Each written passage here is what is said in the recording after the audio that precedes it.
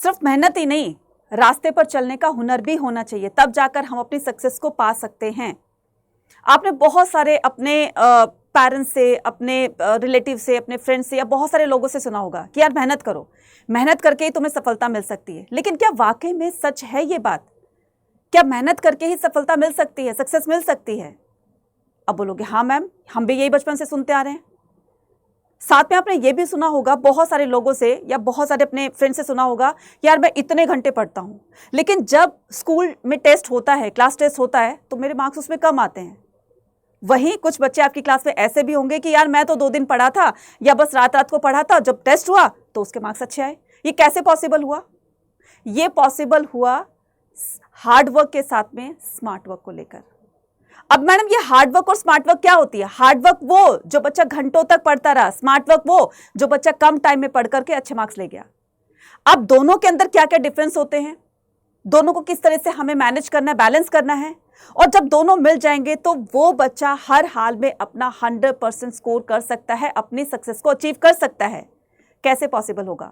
यही सारी चीजें जानेंगे आज के इस वीडियो के अंदर, तो वीडियो को लास्ट तक देखना है। और अगर आप चैनल पर हैं तो चैनल को सब्सक्राइब जरूर करना है और इस वीडियो को ज्यादा से ज्यादा अपने डियर तक शेयर भी कर देना है।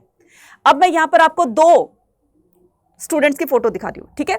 ये एक स्टूडेंट है जो हार्ड वर्क करता है, जो बहुत घंटों पढ़ता रहता है, एक ही चैप्टर में घंटों लगा देता है, ठीक है। फिर भी उसकी जो अंडरस्टैंडिंग है वो कहीं ना कहीं आधी अधूरी रह जाती है, इनकम्प्लीट रह जाती है, उसको कॉन्सेप्ट्स क्लियर नहीं हुए, राइट। एक ये बच्चा है, इसने क्या किया? स्मार्ट वर्क किया, यानी कि पूरे चैप्टर को पढ़ने की बजाय इसने वो चीजें पढ़ी जो कि एग्जाम पॉइंट ऑफ व्यू से बहुत ज्यादा इंपॉर्टेंट है। एग्जाम्पल के तौर पर इस बच्चे ने क्या किया? इस बच्चे ने जैसे पूरा चैप्टर ना पढ़ करके उसी का क्या कर लिया, उसी के माइंड मैप्स वगैरह रिवाइज कर लिए, ठीक है। उसकी जो टाइमलाइन थी वो रिवाइज कर ली, ठीक है। उसकी जो भी मैप्स वगैरह थे, है ना, उसने वो देखे, राइट। साथ में बहुत सारी ऐसी चीजें होती हैं जो हमें क्रिस्प में दी होती है, मतलब कि बहुत ही शॉर्ट वे में दी होती है, ठीक है। अब इसने उस चैप्टर को पढ़ने में पूरा टाइम लगा दिया और इसने क्या किया? स्मार्ट वर्क किया, यानी कि वो चीजें जो इंपॉर्टेंट है वो चीजें पढ़ी, और नेक्स्ट डे जब इनका एग्जाम हुआ तो ये बच्चा अच्छा स्कोर किया और इस बच्चे के मार्क्स कम आए। अब आपको क्या करना है? मेहनत तो इसने भी की, ऐसा नहीं था कि इसे माइंड मैप पढ़ने के लिए मेहनत नहीं की होगी, माइंड मैप पढ़ने के लिए मेहनत भी की होगी, टाइमलाइन को भी इसने देखा होगा, बार बार लिखा होगा और मैप्स वगैरह की भी प्रैक्टिस की होगी, ठीक है। बात समझ रहे हो ना मैं क्या कह रही हूँ, राइट। और साथ साथ में इसने PYQs वगैरह को भी सॉल्व किया होगा, राइट। अब ये इसकी स्ट्रेटजी थी, ठीक है, ये इसका स्मार्ट वर्क था। तो वही स्मार्ट वर्क क्या करता है? इसको इसके सक्सेस की तरफ लेकर गया। क्लियर हो गया, ठीक है। अब क्या करते हैं कि मैम दोनों में डिफरेंस क्या होता है, दोनों की स्टेटमेंट क्या होती है, ध्यान से सुनना। हार्ड वर्क क्या होता है, स्मार्ट वर्क क्या होता है। अब यहाँ पर जो बच्चा था जिसने हार्ड वर्क किया था, hard study is reading a chapter again and again for hours. मतलब आप घंटों उसको पढ़ते रहते हो फिर भी समझ में नहीं आता। क्यों? क्योंकि आप पढ़ तो रहे हो लेकिन उसको अंडरस्टैंड नहीं कर रहे हो, उसको समझने की कोशिश नहीं कर रहे हो। क्यों, कब, कैसे, कहां से, ये सारी चीजें आपके दिमाग में नहीं चल रही हैं, पढ़ते जा रहे हो। This is the wrong method to study, right. और एक ये बच्चा है, वेल स्मार्ट स्टडी क्या कहती है? स्मार्ट स्टडी ये कहती है covers the 2 chapter with the better understanding. इसी टाइम पीरियड को मान लो इसने 3 घंटे के अंदर 1 चैप्टर इसने कंप्लीट किया, ठीक है। ये हो गया आपके 3 आवर्स हो गए और यहां पर हो गया आपका 1 चैप्टर। फिर इसने क्या किया? इसने 3 आवर्स के अंदर क्या किया? इसने 2 चैप्टर्स अपने कवर कर लिए। How it can be possible? लेकिन ये पॉसिबल हुआ वही स्ट्रेटेजी से तो मैंने आपको पिछली स्लाइड में बताई। माइंड मैप इसने किए, टाइमलाइन इसने की, मैप्स इसने किए, ठीक है। बाकी जो भी इसके PYQs थे उस चैप्टर से बार बार जो क्वेश्चन पूछे जा रहे थे उसी पर इसने फोकस किया और यहाँ पर इसका स्मार्ट वर्क काम कर गया और इसके एग्जाम के अंदर बहुत अच्छे मार्क्स आए। समझ गए बात? हार्ड वर्क और स्मार्ट वर्क क्या होता है। अब हम समझते हैं इसके डिफरेंसेस क्या होते हैं, राइट। डिफरेंसेस को देखिएगा। हार्ड वर्क क्या करता है? Focus is on the effort and time, ठीक है। हार्ड वर्क में आप देखते हो किस पर फोकस करते हो? एफर्ट पर, मेहनत करते हो, बहुत मेहनत करते हो और ये टाइम कंज्यूमिंग होता है, बच्चा टाइम टेकन होता है, बहुत टाइम लगता है। आप हार्ड वर्क करते रहते हो लेकिन उसका आउटपुट आपको बहुत ही कम मिलता है, ठीक है। जितना करते हो उसके अकॉर्डिंग नहीं मिलता। तो ये बहुत मेहनत भी मांगता है और साथ साथ में टाइम टेकन भी होता है। मैक्सिमम फिजिकल और मेंटल एफर्ट, तो आपको यहाँ पर मैक्सिमम फिजिकल और मेंटल एफर्ट लगाने पड़ते हैं। यानी कि फिजिकल आप घंटों बैठे रहते हो, चेयर पर बैठे हो, मतलब किसी भी चीज पर बैठ के या फिर आप बेड पर लेट कर पढ़ रहे हो, कुछ भी पढ़ रहे हो, है ना। तो ये क्या करता है? ये आपकी फिजिकल एफर्ट को भी मांगता है, हार्डवर्क और साथ साथ में मेंटल एफर्ट तो मांगता ही मांगता है, ठीक है। कहने का मतलब ये कि आप कहीं पर इतने घंटों तक बैठे रहे, राइट। हो सकता है बहुत सारे बच्चों को इससे हेल्थ इश्यूज भी होने लगते हैं, लेकिन बीच बीच में आपको ब्रेक लेना चाहिए। मैं तो ये कहूंगी, आगे आगे टिप्स बताऊंगी मैं क्या क्या करना चाहिए, ठीक है। उसके बाद मोर मैनुअल वर्क एंड रिपीटेटिव। अब आप क्या करते हो, कोई बच्चा पढ़ रहा है, ठीक है, पढ़ करके क्या करता है, नोट्स बनाता है, ठीक है, नोट्स बनाता है, अपने हैंड रिटन नोट्स बनाता है, ठीक है, पढ़ भी रहा है, फिर वो नोट्स बना रहा है, पढ़ रहा है, फिर वो नोट्स बना रहा है, राइट। और ये रिपीटेटिव होती है, ठीक है, मतलब बार बार रिपीट करना पड़ता है, ठीक है। यार ये लाइन समझ में नहीं आई, चलो दोबारा पढ़ो, ये लाइन समझ में आई, चलो दोबारा पढ़ो, फिर वो नोट्स बना रहा है, राइट। उसके बाद में यहाँ पर एक बार वो देखेगा, बुक में देखेगा, फिर वो नोट्स बनाएगा, फिर बुक में देखेगा, फिर नोट्स बनाएगा। अब यहाँ पर स्मार्ट वर्क कैसे किया जाएगा, इसी के अकॉर्डिंग मैं बताऊंगी। Achieve the result by working more. अब यहाँ पर इतना काम करने के बाद वो जब रिजल्ट अचीव करता है तो वो लेस देन करता है, जितनी उसने मेहनत की उसको उतना आउटपुट नहीं मिला। अब यहाँ पर हम बात करते हैं किसकी, बात करते हैं, जैसे यहाँ पर बताया ना मैंने कि reading full text books 3 time. इसने बहुत मतलब टेक्स्ट बुक्स जो है 3 टाइम रीड कर ली है, बट यहाँ पर उसकी अंडरस्टैंडिंग नहीं बनी। कितना भी टाइम लगा दिया आपने, 8-8 घंटे 9-9 घंटे आप पढ़ रहे हो, लेकिन जब तक आपने अंडरस्टैंडिंग नहीं की वो बिल्कुल बेकार है। भूल जाओगे, थोड़ी देर टाइम भूल जाओगे, टाइम भी कंज्यूम हुआ आपका, अंडरस्टैंडिंग भी नहीं बनी, तो ऐसी मेहनत का क्या फ़ायदा। तो उस मेहनत के अंदर आपको स्मार्ट वर्क कैसे लेकर आना है यहाँ पर देखिएगा, ठीक है।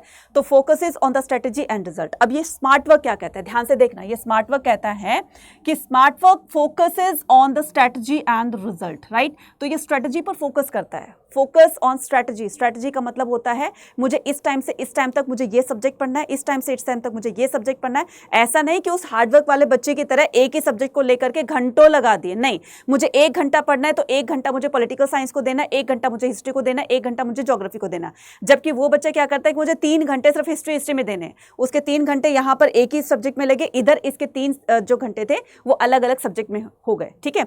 अब इसने क्या किया, स्मार्ट तरीका अपनाया। उस 1 घंटे के अंदर उसने माइंड मैप, टाइमलाइन, ठीक है, मैप्स, इनकी सबकी प्रैक्टिस कर ली, तो इसके 2 चैप्टर्स कवर हो गए हैं। जबकि उसने क्या किया, 3 घंटे में अभी एक ही वो चैप्टर पर अटका हुआ है, ठीक है।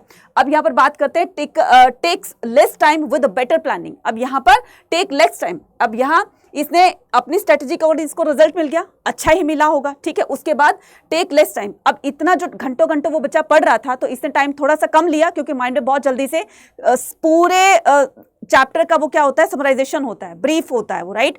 तो पूरे चैप्टर में जो भी इंपॉर्टेंट बातें होती है वो माइंड मैप से आपको जब रिवाइज करते हो, उसको पढ़ते हो, तो वो सारी चीजें रिकॉल होने लगती है। अब आप बोलोगे कि मैडम स्टार्टिंग में हम माइंड मैप कर लेंगे तो डेप्थ में कब जाएंगे। मेरी बात सुनो, स्मार्ट वर्क आपका ये कहता है कि जब भी आप किसी चैप्टर को पढ़ने जाते हो, सबसे पहले आपको काम करना है कि उसका 1 शॉट आपको देख लेना है, ठीक है। जब भी आप 1 शॉट देखते हो, वाईटी से देख लिया आपने या किसी और से, मतलब टीचर से उसकी कहानी पूरी की पूरी जान ली है, तो इससे क्या होगा, एक तो पढ़ने में आपका इंटरेस्ट आएगा, दूसरा आप ये जान पाओगे कि इस चैप्टर में कहा क्या गया है, पूछा क्या गया है, तो उससे चैप्टर में इंटरेस्ट बनेगा।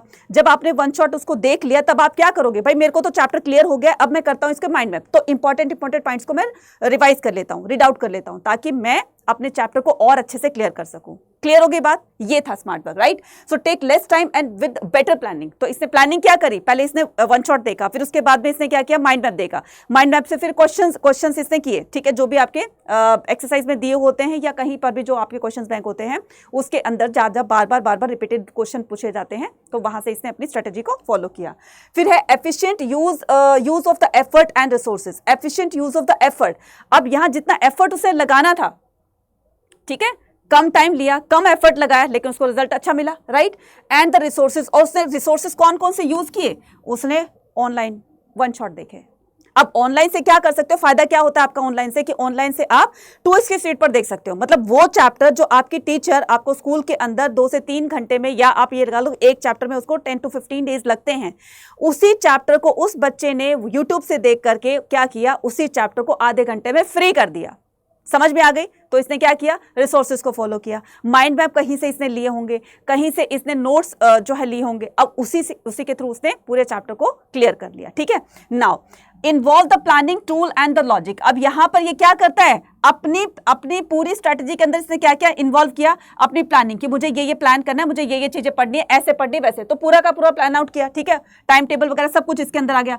टूल्स कौन कौन से यूज करे, उसने टूल्स किए, जैसे उसके पास कोई भी जैसे यूट्यूब था, फोन से देखा या लैपटॉप से देखा या उनके घर में पीसी वगैरह होगा, ठीक है, अब इसने टूल यूज किया।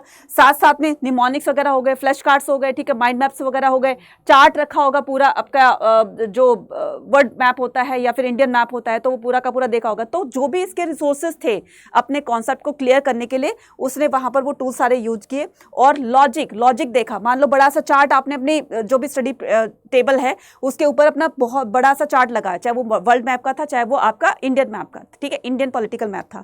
तो आप ये कहोगे कि भाई ये झारखंड जो है इसके आसपास के एरियाज कौन कौन से हैं, क्यों हैं, कब है, कैसे हैं। अब आप क्या करोगे, मुझे बिहार के बारे में जानना है, मुझे यूपी के बारे में, मुझे अवध के बारे में जानना है, मुझे यहाँ के बारे में जानना है।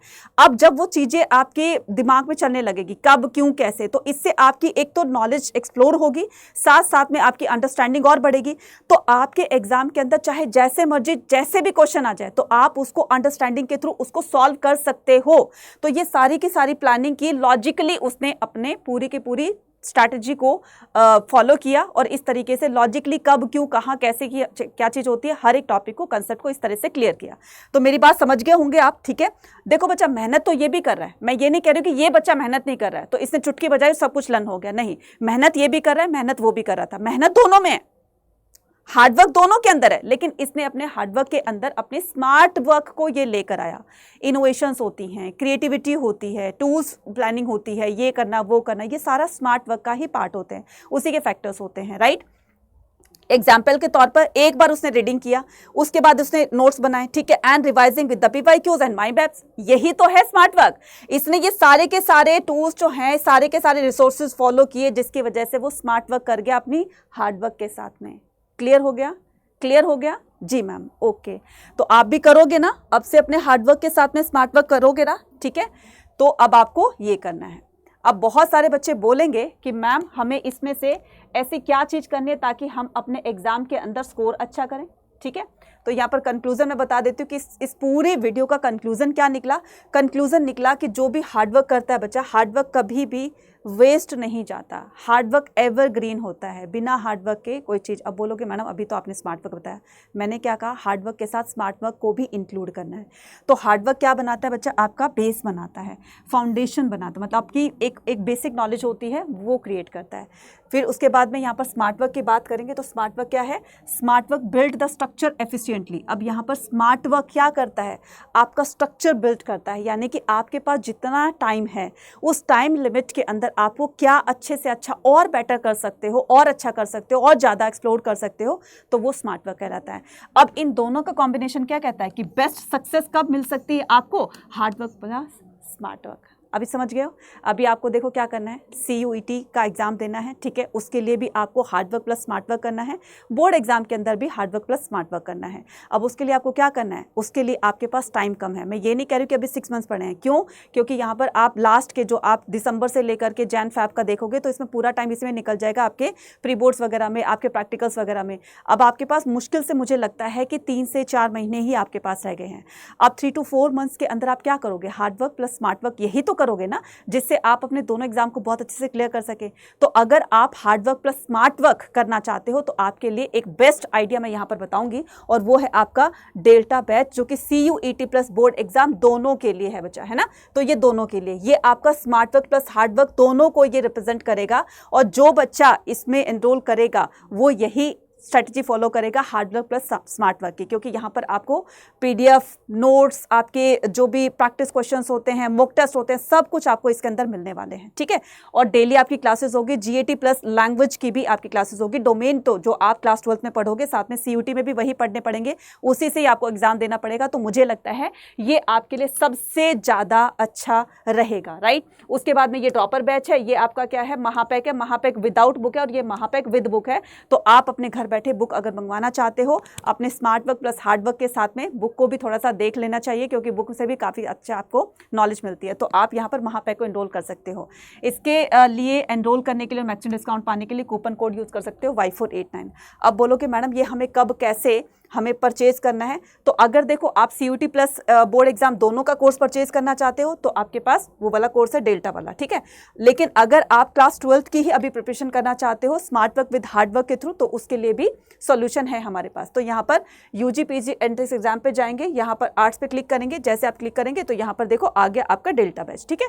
तो चाहे साइंस का हो, कॉमर्स का हो या फिर आर्ट्स का हो, तो सबके लिए कूपन कोड सेम रहेगा। यहाँ पर बाय नाउ करेंगे, बाय नाउ करने के बाद Y489 कूपन कोड लगाएंगे, इससे आपको मैक्सिमम डिस्काउंट भी मिल जाएगा और साथ साथ में आपके दोनों एग्जाम की तैयारी भी। ये बच्चा दोनों एग्जाम के लिए, क्लास 12 प्लस CUT के लिए, ठीक है। तो अभी आपके पास टाइम कम है, टाइम कम में आप क्या करोगे, स्मार्ट वर्क करोगे। तो यहाँ पर आपको hard work plus smart work में दिखाई देगा आपको वो चीज़, राइट। तो ये Y489 कूपन कोड लगा करके ये कोर्स कितने का रह गया है, 8150 का।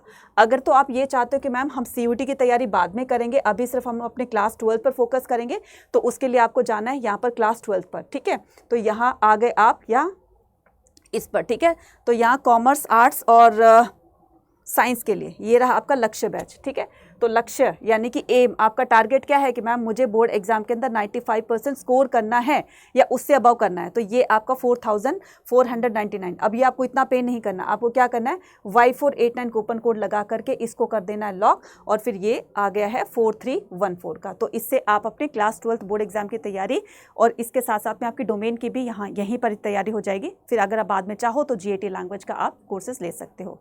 तो आई होप इस वीडियो से आपको बहुत कुछ सीखने को मिला होगा, और अगर कुछ अच्छा लगा हो तो मुझे कमेंट सेक्शन में लिखकर जरूर बताना, और बाकी इसी तरह की वीडियोस को अच्छे से जानने के लिए हमें जरूर फॉलो कीजिएगा, चैनल को सब्सक्राइब कीजिएगा। Thank you, all the very best.